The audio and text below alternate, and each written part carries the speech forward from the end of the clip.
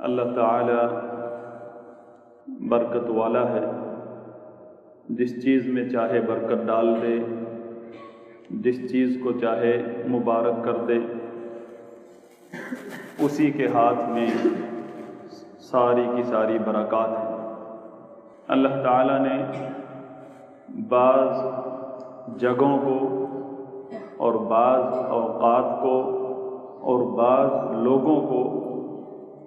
مبارک بنایا ہے۔ دو قسم کی مخلوقات ہیں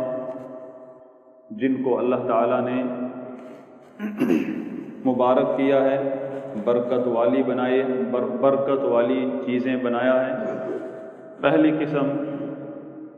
کچھ جگہیں اور اوقات ایسے ہیں جن کو اللہ تعالیٰ نے برکت والا بنایا ہے، جیسے خانہ کعبہ، مسجد اقصی اور اس کے ارد گرد وبارکنا حولہ، اور اسی طرح اوقات میں سے ماہ رمضان برکت والی گھڑیاں ہیں۔ لیکن ان مخلوقات، یہ ساری مخلوقات ہیں، اوقات بھی اور جگہیں بھی، ان مخلوقات میں جو اللہ تعالیٰ نے برکت رکھی ہے وہ کسی اور کو نہیں لگتی، آگے نہیں کسی میں منتقل ہوتی کہ کوئی اس کو چھوئے گا اس جگہ کو تو اس میں برکت منتقل ہو جائے گی، ایسا نہیں ہے، بلکہ ان کی برکت معنوی ہے کہ اللہ کے ہاں ان کا یہ مقام ہے۔ جو شخص بھی خانہ کعبہ کا ارادہ کر کے سفر کرتا ہے، وہاں جا کر طواف کرتا ہے، مسنون اعمال کرتا ہے، تو اس کے عمل میں اس کے اللہ تعالیٰ برکت ڈال دیتا ہے، یہ عمل اس کے لیے برکتوں کا سبب بنتا ہے۔ ماہ رمضان کی گھڑیوں میں جو لوگ عبادت کرتے ہیں تو یہ گھڑیاں ایسی ہیں کہ ان کے عمل جو ہیں برکت والے بن جاتے ہیں۔ ایسا نہیں ہے کہ ان چیزوں کو، ان جگہوں کو چھونے سے یا ایسی جگہ میں دفن ہونے کی وجہ سے بندے کے اندر برکت منتقل ہو جاتی ہے۔ دوسری قسم جن کو اللہ تعالیٰ نے برکت سے نوازا ہے وہ آدمی ہے، انسان۔ انسانوں میں سے اہل ایمان کو اللہ تعالیٰ نے برکت سے نوازا ہے، برکت والا بنایا ہے۔ ہر مسلمان کے اندر برکت رکھی ہے اللہ نے، اور تمام انسانوں میں سے انبیاء کرام کو سب سے زیادہ برکت سے نوازا ہے۔ انبیاء کرام ایک وہ مخلوقات ہیں جن کی برکت دوسروں تک منتقل ہوتی ہے، ان کو چھونے سے بھی برکت حاصل ہوتی ہے، ان کو دیکھنے سے بھی برکت حاصل ہوتی ہے۔ اس لیے صحابہ کرام سے ثابت ہے کہ صحابہ کرام نبی صلی اللہ علیہ وسلم کے پسینہ، آپ کے تھوک مبارک، آپ کے جسم کی ہر چیز، آپ کے کپڑے، آپ کے بال مبارک سے بھی برکت حاصل کرتے تھے۔ لیکن رسول اللہ صلی اللہ علیہ وسلم اور انبیاء کرام کے علاوہ انبیاء کرام کے جو صحابہ ہیں،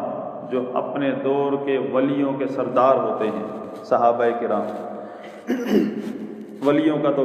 جو عام نیک لوگ اولیاء ان کا درجہ بعد میں آتا ہے، سب سے پہلے صحابہ ہیں، اور صحابہ میں بھی سب سے بڑھ کر ابو بکر عمر ہیں۔ لیکن کہیں بھی متواتر روایات سے منقول ہے کہ صحابہ کرام نے علم یقینی کے ساتھ، صحابہ کرام نے نبی صلی اللہ علیہ وسلم کے بعد نہ ابو بکر سے برکت حاصل کی، ابو بکر کو چھو کر یا ابو بکر کے تھوک سے، ابو بکر کے جسم سے، نہ عمر سے۔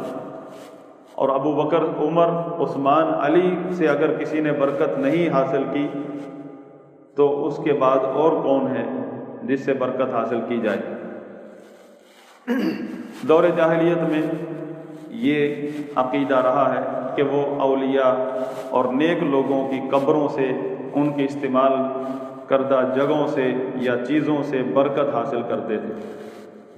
یہ ان کا دور جاہلیت کا عقیدہ ہے۔ جیسا کہ لات، عزا، منات، یہ تین بہت بڑے ان کے عبادت خانے بھی ہیں اور بہت بڑے معبود ہیں جن کی عبادت کی گئی ہے۔ عرب کے اندر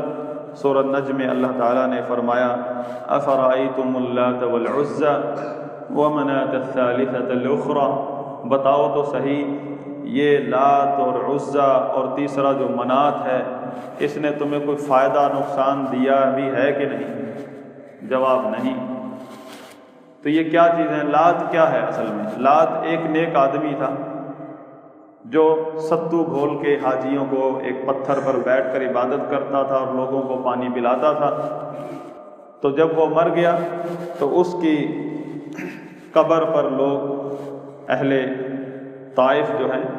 طائف والوں کا یہ بت تھا، اس کی قبر بنائی گئی اور اس کی قبر کے ساتھ وہ پتھر بھی رکھا گیا اور اوپر مزار بھی بنایا گیا اور اس کے پردے بھی لگائے گئے، غلاف جس طرح ہوتے ہیں اس طرح یہ مزار، اس کی عبادت شروع ہو گئی۔ قبر بھی تھی اور پتھر بھی تھا۔ اور عزا جو تھا یہ ایک درخت تھا جس کے اوپر مزار بنایا ہوا تھا اور اوپر پردے غلاف لگائے ہوئے تھے۔ اسی طرح منات جو تھا یہ مکہ اور مدینہ کے درمیان کا راستہ تھا، اس پر تھا۔ وہاں یہ لوگ وہاں بھی درخت تھا، یہ لوگ بہت کثرت سے وہاں نذرانے چڑھاتے تھے، بلی چڑھاتے تھے جانوروں کی، گائے، بکری، اونٹ۔ تو کثرت سے وہاں خون بہانے کی وجہ سے اس کا نام منات رکھا گیا۔ تو درخت بھی تھے، پتھر بھی تھی، قبریں بھی تھیں، نیک لوگ بھی تھے جن سے انہوں نے برکتیں حاصل کی، برکتوں کا عقیدہ رکھا، تبرک کا عقیدہ رکھا۔ یہی وہ عقیدہ ہے، لوگ جو ہیں کہتے ہیں دینے والا تو اللہ ہے، کرنے والا تو اللہ ہے، مشکل کشا تو اللہ ہے، یہ اللہ کے نیک اولیاء ہیں۔ بس نیک اولیاء کہہ کر کام سارے شروع کر دیتے ہیں، اور اس میں عقیدہ بنیادی کیا ہوتا ہے کہ یہ بابرکت ہستیاں ہیں، ان کے پاس جائیں گے برکت حاصل ہوگی، ہمیں فائدہ ملے گا، ان کے پاس جانے سے فائدہ حاصل ہوتا ہے۔ یہ عین بعین ہی وہی عقیدہ ہے جس پر مشرکین لگ چکے تھے۔ تو شیخ الاسلام المجدد محمد بن عبد الوہاب رحمہ اللہ 9 نمبر چیپٹر کتاب التوحید میں یہی مسئلہ بیان کیا ہے انہوں نے کہ من تبرک بشجرۃ او حجر ونحوہما، جس شخص نے بھی کسی درخت یا پتھر یا اس قسم کی کسی چیز سے بھی برکت حاصل کی فہو مشرک، وہ مشرک ہے۔ اور یہ لات منات اور عزا کے مزار پر جو کچھ ہوتا تھا اس سے بڑھ کر کہیں آج کل اس امت کے اندر ہو رہا ہے۔ اور اللہ جزائے خیر عطا فرمائے آل سعود مجاہدین کو، ملک عبدالعزیز رحمہ اللہ کو اور ان کے بڑے ملک سعود رحمہ اللہ کو، جنہوں نے بلاد الحرمین کو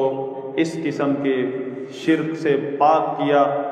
آل سعود کے آنے سے پہلے مسجد نبوی کے اندر، حرمین شریفین کے اندر غیر اللہ کی عبادت ہو رہی تھی، مزارات کھڑے کر دیے گئے تھے۔ یہی وہ بقیع الغرقد جو قبرستان ہے، جنت البقیع کے نام سے مشہور ہے، یہی وہ جنت البقیع، اس میں مزارات کھڑے تھے۔ اس قبرستان میں جگہ جگہ قبے، مزارات، جن کو نبی صلی اللہ علیہ وسلم نے ختم کیا۔ رسول اللہ صلی اللہ علیہ وسلم نے وفات سے صرف 5 دن پہلے جب وفد آیا صحابہ کا خلافت کے معاملے میں مشورہ لینے، تو نبی صلی اللہ علیہ وسلم نے وہاں یہ خاص بات کہی تھی، لعن اللہ الیہود والنصارى اتخذوا قبور انبیائہم مساجد، لعنت ہو ان یہود و نصارہ پر جنہوں نے اپنے انبیاء کرام کی قبروں کو سجدہ گاہ بنا لیا ہے۔ رسول اللہ صلی اللہ علیہ وسلم کس طرف اشارہ کر رہے ہیں کہ وہ قبریں جن پر جا کر اہل کتاب کثرت سے جاتے ہیں اور وہاں جا کر قبروں کو سجدے نہیں کرتے، قبروں کے نام کے چڑھاوے نہیں چڑھاتے، نہ چادریں چڑھاتے ہیں کسی قسم کا، صرف ان قبروں کو بابرکت سمجھ کر، ان جگہوں کو بابرکت سمجھ کر وہاں اللہ کی عبادت کرتے ہیں۔ اس بنا پر اللہ کے رسول علیہ الصلوۃ والسلام نے لعنت کی ہے۔ اور اگر کوئی شخص جا کر وہاں شرک و بدعت کرے، شرک کرے، ان کے نام کے نذرانے چڑھائے، اور قبریں بھی نبیوں کی تھی، وہ کسی عام بندے کی قبر نہیں تھی، گواہی رسول اللہ صلی اللہ علیہ وسلم نے دی ہے۔ لیکن یہی چیز یہ حدیث اس طرف بھی اشارہ کرتی ہے جو رسول اللہ صلی اللہ علیہ وسلم نے لعنت کی ہے یہود و نصارہ پر کہ رسول اللہ صلی اللہ علیہ وسلم کے دور میں یہ پورا شام، یمن، یہ شام کا علاقہ جو نبیوں کا علاقہ ہے، نبی آئے ہیں یہاں بکثرت قبریں ہوا کرتی تھیں جو کہ رسول نبیوں کی قبریں تھیں، لیکن جب اسلام آیا وہ قبریں بھی ختم ہو گئیں۔ جب اسلام آیا وہ قبریں ختم ہو گئیں، وہاں کسی وہابیوں نے قبریں نہیں ختم کی،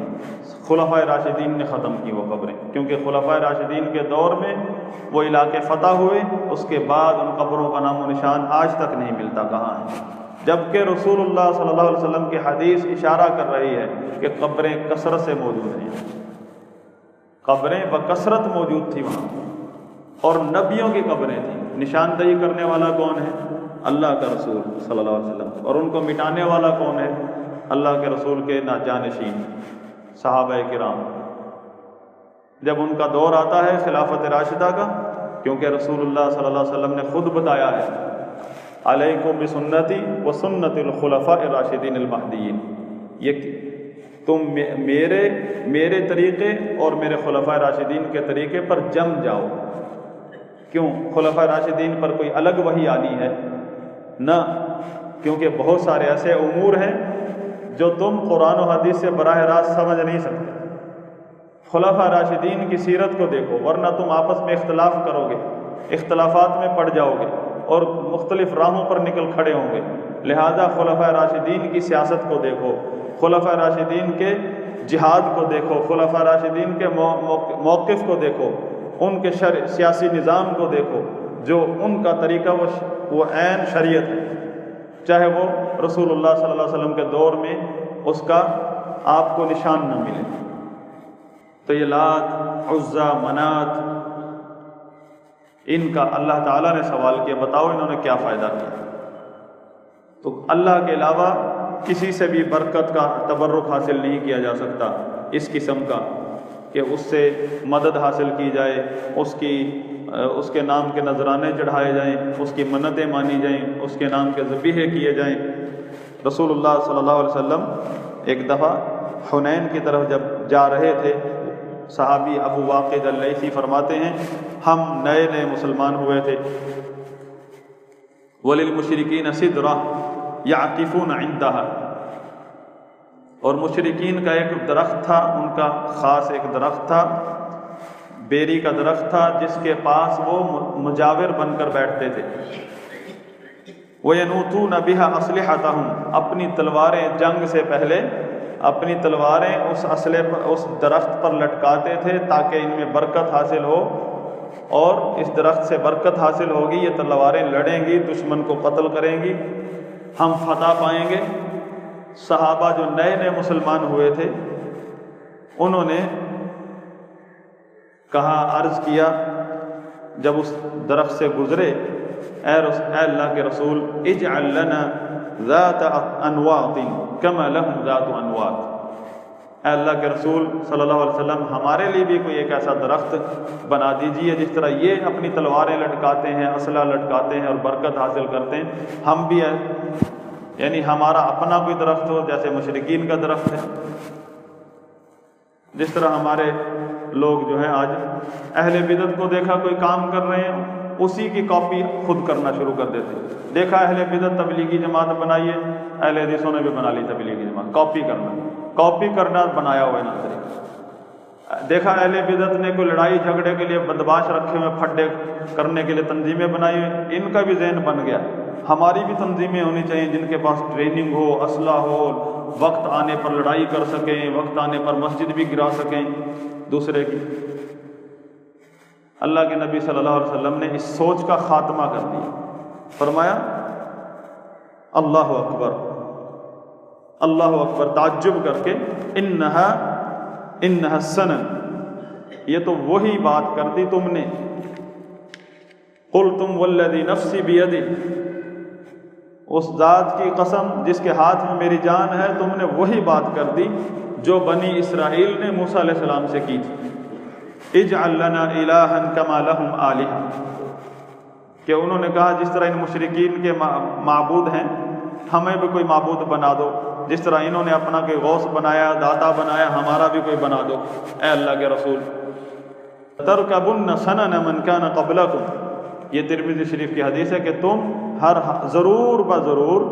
اپنے سے پچھلی امتوں کے طریقوں پر چلو گے۔ اور اسی بنا پر اہل علم جتنی بھی آیات ہیں اور احادیث ہیں جن میں یہود و نصارہ کے عقائد اور گمراہیوں کا ذکر ہے، اس سے استدلال لیتے ہیں اس امت کی گمراہیوں پر کہ ضرور بضرور وہ گمراہیاں موجود ہیں اس امت میں۔ ایسا نہیں ہو سکتا کہ ایک گمراہی ایک ضلالت یہود و نصارہ میں پائی جاتی ہے اور اس امت کے گمراہ لوگوں میں نہ پائی جاتی ہو، ایسا نہیں ہو سکتا، بلکہ موجود ہے۔ اب دیکھیں نبی صلی اللہ علیہ وسلم نے یہاں ان نئے جو مسلمان تھے ان کی اس بات میں جو کفر ہے اس کو اس کفر سے تشبیہ دی جو موسیٰ علیہ السلام سے بنی اسرائیل نے بات کی تھی۔ وہ کفریہ بات تھی کہ ہمارا بھی کوئی معبود بنا دو جس طرح ان لوگوں کے معبود ہیں۔ اللہ کے نبی صلی اللہ علیہ وسلم نے ان نئے مسلمانوں کو، صحابہ کو کہا تم نے بھی ویسے ہی بات کی ہے۔ ان کو کافر نہیں کہا کہ تم کافر ہو گئے ہو، چلو غسل کرو، نیا کلمہ پڑھو، نہ، کیونکہ کسی بھی مسلمان سے کفر ہو جائے، سرزد ہو سکتا ہے کسی بھی جہالت کی بنا پر، لیکن شرط کہ کفر کو کفر کہنا یہ فرض ہے، چاہے کسی امام مسجد سے سرزد ہو جائے، کسی سے بھی سرزد ہو جائے، کفریہ بات ہے یا کفریہ عقیدہ ہے یا کفریہ فعل ہے، کفر کو کفر کہنا یہ فرض ہے۔ لیکن کسی مسلمان سے اگر کفر سرزد ہو جاتا ہے، اسی حدیث کی بنا پر، اسی قسم کے دلائل کی بنا پر اہل سنت کا اصول ہے کہ اس کو اسلام سے خارج نہیں کیا جاتا فوراً، جب تک اس پر حجت قائم نہ کی جائے، اس کو علم نہ دیا جائے اور اس سے وہ باتیں رفع نہ ہو جائیں جن کی وجہ سے کفر کا فتویٰ نہیں لگ سکتا۔ ان میں سے ایک بات یہ ہے کہ اس کو پتہ ہی نہیں، جہالت ہے، لا علمی ہے کہ یہ کفر ہے، اس کے منہ سے نکل گئی بات، اس نے سوچ لیا اپنے خیال سے، لیکن نبی صلی اللہ علیہ وسلم نے بتایا کہ یہ تو اسی طرح کا کفر ہے جس طرح کی بات بنی اسرائیل نے کی تھی نبی علیہ السلام سے، موسیٰ علیہ السلام سے، تم نے بھی وہی بات کر دی۔ تو کیا صحابہ کی اصلاح ہو گئی؟ جو نئے مسلمان تھے وہ سمجھ گئے، پیچھے ہٹ گئے۔ یہ نہیں بتایا کہ جاؤ خانہ کعبہ ہے وہاں لٹکا لو، تمہارے پاس تو خانہ کعبہ ہے، وہاں اپنی تلواروں کو لٹکا لو۔ برکت کا راستہ نہیں دیا کہ اپنے اسلحوں کو لٹکاؤ، بلکہ اس سے بھی روکا اور اس سے بھی روکا کہ کہیں بھی ضرورت نہیں ہے مسلمان کو کہ کہیں اپنے کپڑے کو، اپنی چیزوں کو برکت کے لیے لٹکائے۔ کوئی ایسی چیز نہیں ہے اسلام میں، اگر ہوتی تو نبی صلی اللہ علیہ وسلم اس وقت خانہ کعبہ کی طرف رہنمائی کر دیتے، جاؤ خانہ کعبہ کی دیواروں سے لٹکا لو اور چمٹ جاؤ۔ اور آج جو جاہل لوگ کرتے ہیں، اتنا لمبا سفر کرتے ہیں خرچے کر کے اور جا کر وہاں بدعات کرتے ہیں، خانہ کعبہ کے اندر غلاف پکڑ کے چمٹے ہوتے ہیں، دیواروں سے چمٹ رہے ہوتے ہیں۔ پنجاب میں ایک بہت بڑا شیخ میں نے دیکھا کہ اس کے جب خانہ کعبہ 1998 غالباً تھا یا 97، مجھے صحیح طرح یاد نہیں، ان دنوں میں خانہ کعبہ کی تعمیر دوبارہ ہوئی تھی، رینیو ہوئی تھی۔ وہاں جو مزدور کام کر رہے تھے وہ پاکستانی تھے اکثر، ان میں اکثر یہی بدعتیوں کے مرید تھے۔ ان میں سے کسی نے چھپا کر پتھر بھیج دیا پنجاب میں، خانہ کعبہ کا پتھر، اور وہ شیخ صاحب جو ہیں جمعیت علماء اسلام پاکستان پنجاب کے، پورے پنجاب کے امیر تھے، میرے استاد بھی تھے، وہ پتھر لے کر روتے رہتے تھے، خانہ کعبہ کا پتھر ہے، خانہ کعبہ کا پتھر آیا ہوا ہے۔ یعنی صحابہ کرام سے بھی زیادہ غمزدہ ہیں اور عقیدت مند ہیں خانہ کعبہ کے بارے میں، جبکہ یہ مخلوقات بابرکت ہیں، لیکن ان کی برکت آگے منتقل نہیں ہوتی۔ جو اس قسم کا عقیدہ رکھتا ہے وہ کم از کم شرک اصغر میں مبتلا ہے، اور یہی چیز بندے کو شرک اکبر تک لے جاتی ہے، جس کے بعد پھر اسلام، ایمان اور اسلام نامی چیز نہیں رہتی بندے کے اندر۔ اللہ سے دعا ہے کہ اللہ تعالی ہمیں ہر اس راستے اور عقیدے سے بچا کر رکھے جس کی وجہ سے ایمان ضائع ہو جاتا ہے اور عمل ضائع ہو جاتے ہیں۔ سبحانک اللہم و بحمدک اشہد ان لا